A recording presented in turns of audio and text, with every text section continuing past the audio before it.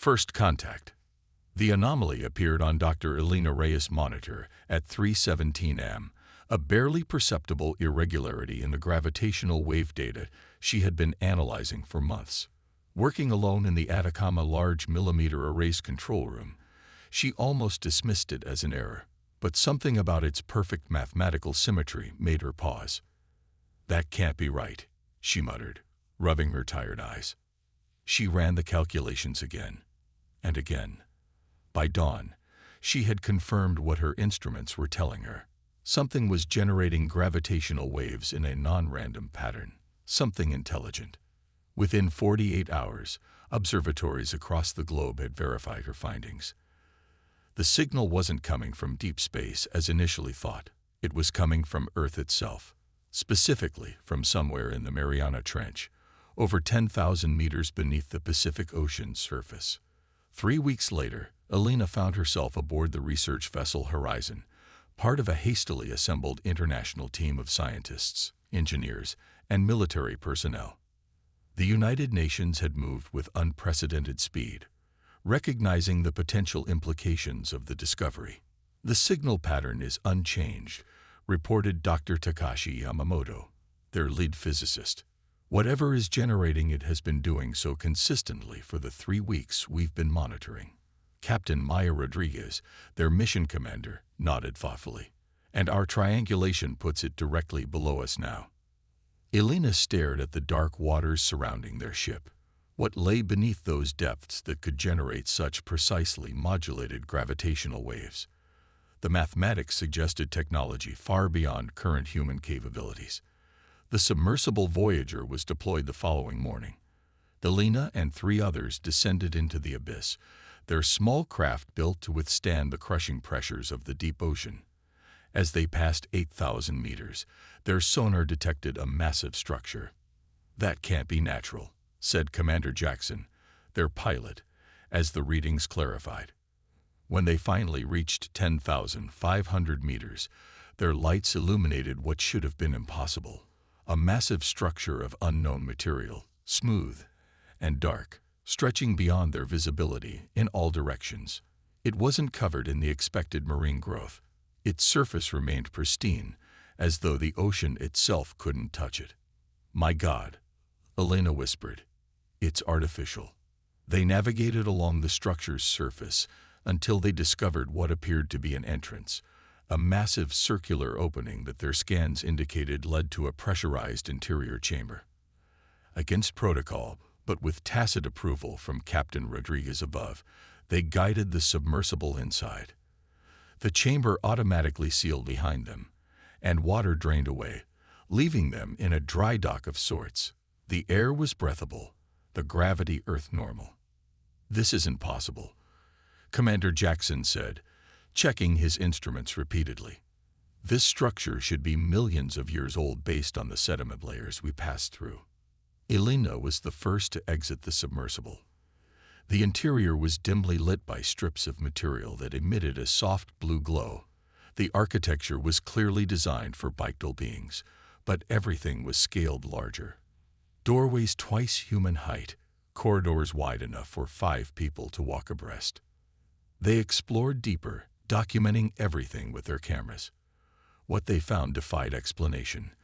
Control rooms with interfaces that responded to proximity, holographic displays that activated as they passed, showing star charts and mathematical equations of staggering complexity. In what appeared to be the central chamber, Elena approached a console with symbols that seemed vaguely familiar. "These look like mathematical constants," she said, tracing her fingers over the symbols. "Universal constants that any technologically advanced species would recognize." The moment her fingers touched the console, the entire structure hummed to life. Lights brightened, and a 3-dimensional holographic display filled the center of the room, showing their solar system, but with 7 pulsing points highlighted: 1 in Earth's oceans, 1 on Mars, 1 on Venus, 1 on Europa, 1 on Titan, and 2 in the asteroid belt. "It's a map," Commander Jackson breathed. "These are locations." Elena stared at the display, the implications slowly dawning on her. "Not locations," she said, her voice barely a whisper. "Ships. These are ships." As if in response, the hologram expanded, showing the vessels in their true scale, each one massive beyond comprehension, the size of small planets. And the structure they stood in was just one of them. "We're standing inside an alien starship," Alina said. "One that's been buried in Earth's ocean for God knows how long." The console beneath her fingers pulsed with light, and a new hologram appeared, a timeline that stretched back millions of years, showing the arrival of these ships in our solar system, long before humans had even evolved. They'd been waiting, she realized. All this time, they'd been waiting for us to find them. A new alert sounded from their communications. Captain Rodriguez's voice cracked through with barely contained excitement. "You need to surface immediately," she ordered. "We're getting reports from space agencies worldwide. Something's happening on Mars, Venus, Europa, Titan, and the asteroid belt. Massive structures are emerging." As they hurried back to their submersible, Alina felt the structure beneath them shifting. Not violently, but purposefully, as though parts long dormant were awakening.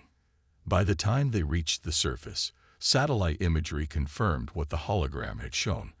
Across our solar system, enormous vessels were activating simultaneously, each one responding to the signal that had been triggered from Earth. News networks worldwide broadcast images of a massive structure emerging from Mars' Valles Marineris, dust clouds billowing as something larger than any human construction rose from the red planet. Similar reports came from Venus observation stations and the research outposts near Europa and Titan. Standing on the deck of the horizon, watching military vessels converging on their position and aircraft circling overhead, Alina realized humanity had just experienced its greatest discovery, and perhaps its greatest challenge. "What have we awakened?" Captain Rodriguez asked, standing beside her. Alina thought about the mathematical precision of the ship's design, the careful placement throughout our solar system, the way they had remained hidden until humanity reached a certain technological threshold.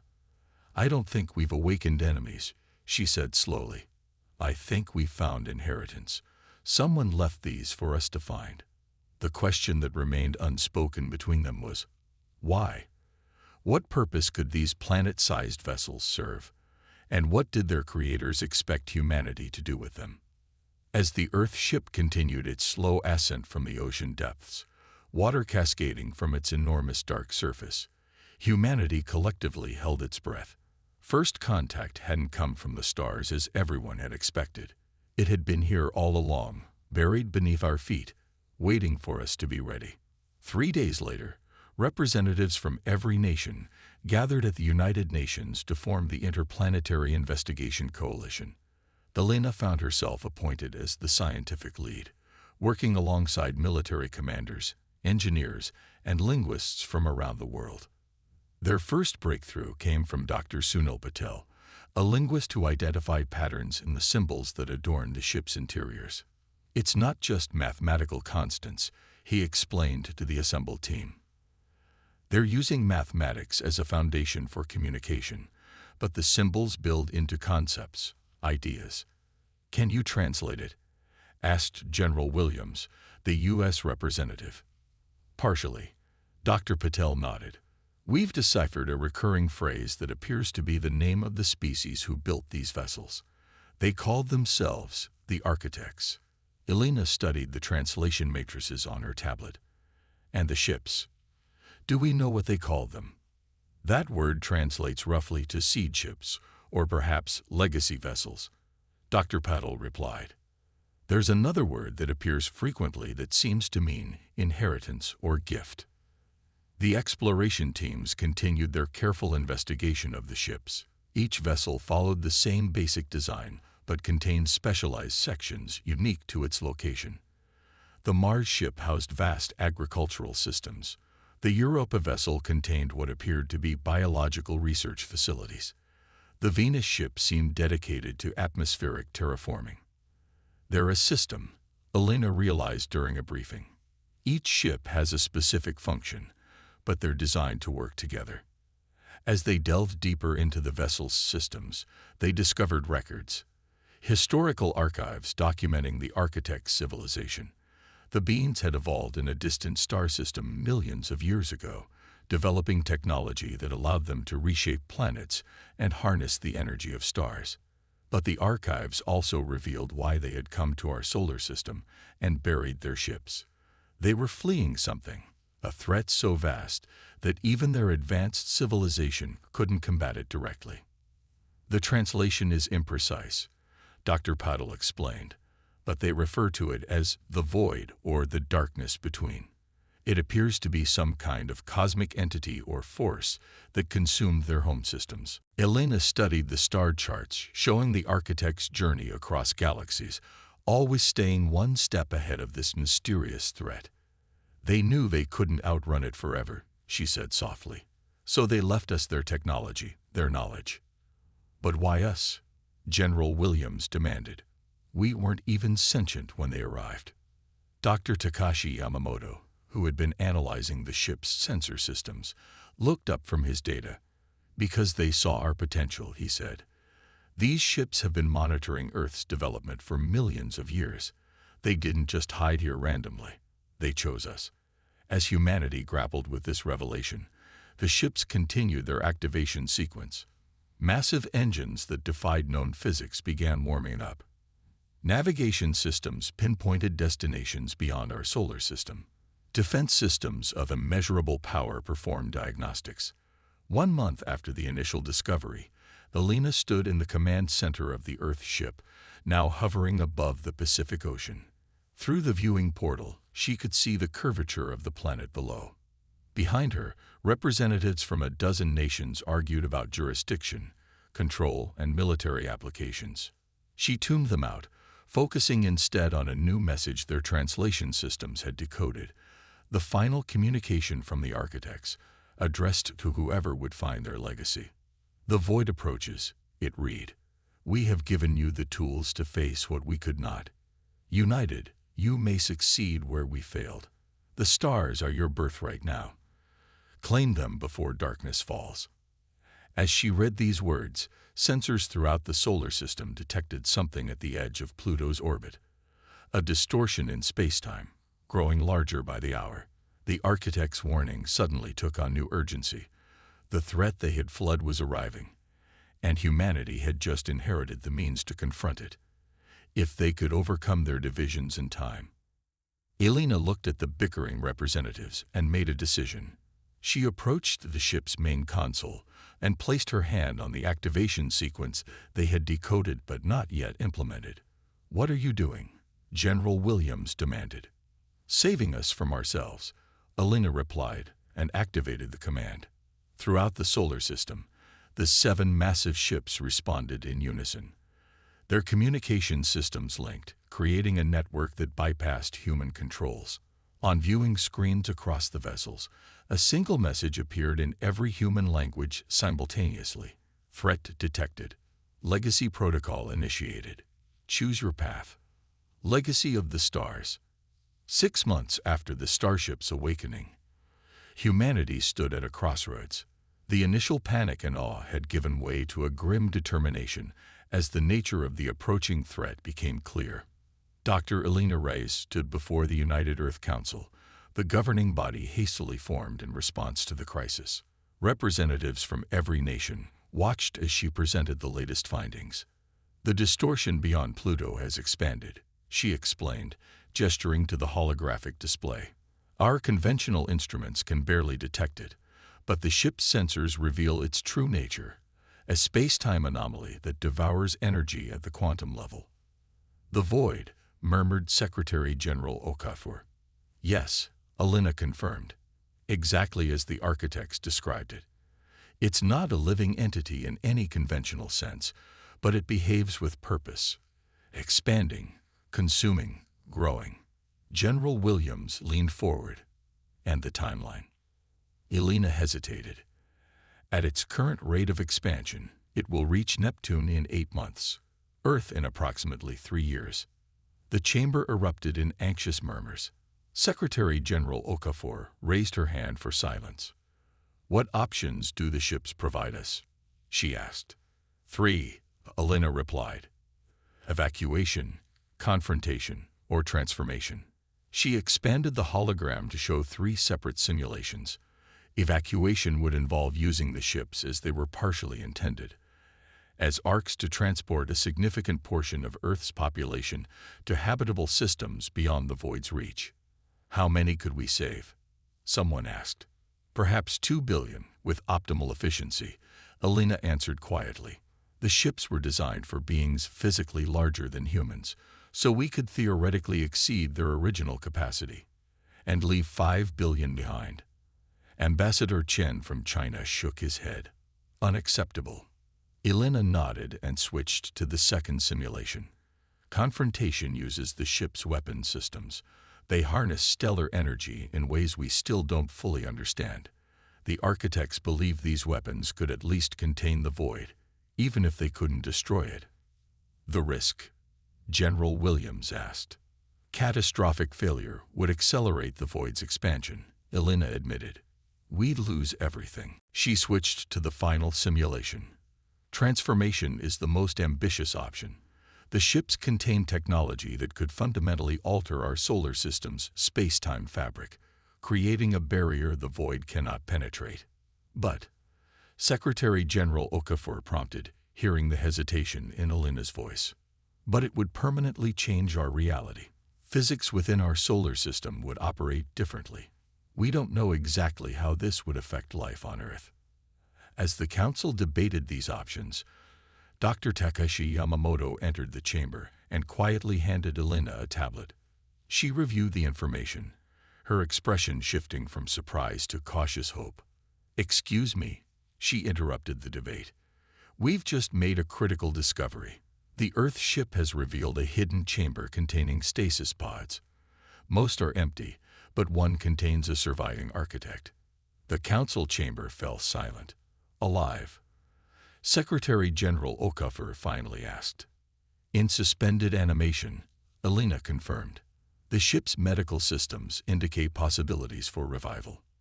Within hours, the council had authorized the procedure. Elena and a team of specialists gathered in the newly discovered chamber deep within the Earth ship. The stasis pod at its center hummed with energy as ancient systems worked to revive its occupant. The being that emerged stood nearly 3 meters tall, with 4 upper limbs and iridescent skin that shifted colors with its movements. Its large, multifaceted eyes regarded the humans with what Elena interpreted as curiosity rather than fear. Communication was initially limited to mathematical exchanges, but within days, the translation systems had adapted. The architect identified itself as Nexus, a navigator and historian. "Your discovery of our vessels was not premature," Nexus told them. "It came at the precise moment of necessity." Elena and her team spent weeks learning from Nexus, unraveling secrets the ship's archives hadn't revealed. "We were not the first to face the void," Nexus explained. "Nor will you be the last if it cannot be contained. It emerges cyclically across cosmic history, testing each advanced civilization it encounters." "Testing?" Elena asked. "You mean it's sentient?" "Not as you understand consciousness," Nexus replied. "It is a fundamental force of the universe asserting balance. When a civilization harnesses too much energy, bends too many physical laws, the void manifests to restore equilibrium." "So it's a natural phenomenon?" Dr. Yamamoto asked. "As natural as evolution," Nexus said. "But like evolution, it can be influenced, directed, even transcended." Meanwhile, beyond scientific discussions, humanity faced its own internal challenges. A coalition of nations led by General Williams had formed a separatist faction, seizing control of the Mars ship. They advocated using its technology to develop weapons that could be controlled by humans, not the ship's automated systems. "We cannot trust our survival to alien algorithms," Williams argued. "Humanity must control its own destiny." Secretary General Okafor struggled to maintain unity as more nations were tempted by Williams' approach. The Venus and Europa ships remained under United Earth Council control, while the Titan ship had been commandeered by private interests, led by tech billionaire Victor Zhao, who proposed uploading human consciousness into the ship's systems as a pathway to survival. Elena watched these divisions with growing alarm. The architects left us these ships to unite us, she told Nexus. Instead, they're tearing us apart. This was anticipated, Nexus replied calmly. It is why the Legacy Protocol includes a unification phase. Before Elena could ask for clarification, alarms sounded throughout all 7 ships simultaneously. The void had accelerated unexpectedly, its leading edge now detectable near Uranus. With the threat advancing, the ships initiated the unification phase Nexus had mentioned. Control systems in all 7 vessels locked out human access to weapons and propulsion. Instead, they displayed a single message. Survival requires unity. Choose representatives. Determine your path. Faced with this development, even General Williams had no choice but to return to the negotiating table. Under Secretary General Okafor's leadership, a council of 12 was formed. Scientists, leaders, and visionaries from around the world. Elena was among them. The council gathered aboard the Earth ship's command center, where Nexus revealed the true purpose of the Legacy Protocol. The architects did not merely flee the void, the alien explained. They studied it across thousands of years, across hundreds of galaxies. They discovered its fundamental nature and how to transcend it. The central hologram activated, showing a complex, hyperdimensional model. The void is not simply destruction, Nexus continued. It is transformation. Those civilizations that understand this and adapt accordingly can evolve beyond its reach. How? Elena asked. By becoming something new, Nexus replied. Neither purely physical nor purely energy, but a harmonic resonance between states. The ships were designed to facilitate this transformation for an entire species and its homeworld.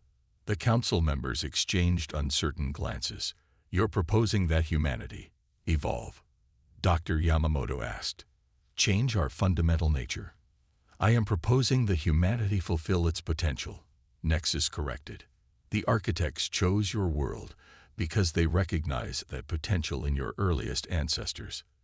You are ready now. Victor Zhao leaned forward. And if we refuse this transformation, then you may use the ships to evacuate as many as possible, Nexus said simply, or attempt to fight a force that exists partly outside your reality. Neither approach has succeeded for any previous civilization. After days of deliberation, the council reached its decision. Secretary General Okafor addressed the people of Earth via a global broadcast. Throughout human history, we have faced moments that defined our future, she began. We stand at such a moment now. The threat we face is beyond our current understanding, but the opportunity before us is equally profound. She explained the Council's decision to initiate the transformation protocol, not an ending for humanity, but an evolution, a step into a new state of existence where the void's energy-draining effects could not reach them. Across Earth, preparations began. The ships positioned themselves in a precise formation around the planet, creating a resonance field that would extend to the Sun and the other planets. Elena worked alongside Nexus, making final adjustments to the transformation sequence. Will we still be ourselves after this? She asked. Will we remember who we were? You will be more yourselves than ever before, Nexus assured her. Consciousness transcends form. Memory transcends physics. What changes is possibility. As the void's edge crossed Saturn's orbit, the 7 ships activated simultaneously. Energy fields of impossible complexity enveloped Earth, extending outward to encompass the entire solar system. Humanity held its collective breath as reality itself began to shift around them. Not with destruction or pain, but with a sense of expansion, as though existence itself had suddenly gained new dimensions. Elena experienced it first as color beyond color, sound beyond sound, awareness beyond awareness. Human consciousness, already a marvel of evolution, blossomed into something both familiar and entirely new. When the transformation completed, Earth remained. its oceans, mountains, cities, and life intact. But subtly changed, vibrating with new potential. Humanity remained too, still recognizably themselves, yet with perception and capabilities that would have seemed godlike just days before. The void reached the edge of their solar system and stopped. Unable to consume what had evolved beyond its grasp, it slowly withdrew, seeking easier prey among the stars. 1 year later, Alina stood on the observation deck of the Earth ship, now permanently in orbit around the transformed planet. Beside her, Nexus prepared to depart in one of the smaller vessels detected from the ship's launch base. "There are others like me," the architect explained, "in distant systems, awaiting word that the legacy protocol succeeded. I must inform them." "Will you return?" Elena asked. "Perhaps, but your path is your own now. The ships are yours, as is your future among the stars." As Nexus's vessel departed, Elena watched Earth below. Already, humanity was adapting to its new existence, learning to harness capabilities once thought impossible. The ship's knowledge had been fully integrated into their collective understanding, revealing the locations of thousands of similar vessels scattered throughout the galaxy, each one left by the architects as seeds of potential for emerging civilizations. "We should find them," Dr. Yamamoto said, joining her on the observation deck. "Help them as the architects helped us." Elena nodded, watching Nexus's ship vanish into the depths of space. Humanity had faced extinction, and instead found transcendence. Their inheritance wasn't just technology or knowledge, it was purpose. Secretary General Okafor entered the deck, her appearance now subtly luminescent like all transformed humans. "The Council has approved our first mission beyond the solar system," she announced. "We've detected another civilization facing the Void's approach. They may be ready for their own awakening." Elena smiled. The architects had left humanity a legacy beyond imagination, not just tools for survival, but a place in a grand cosmic narrative stretching across billions of years.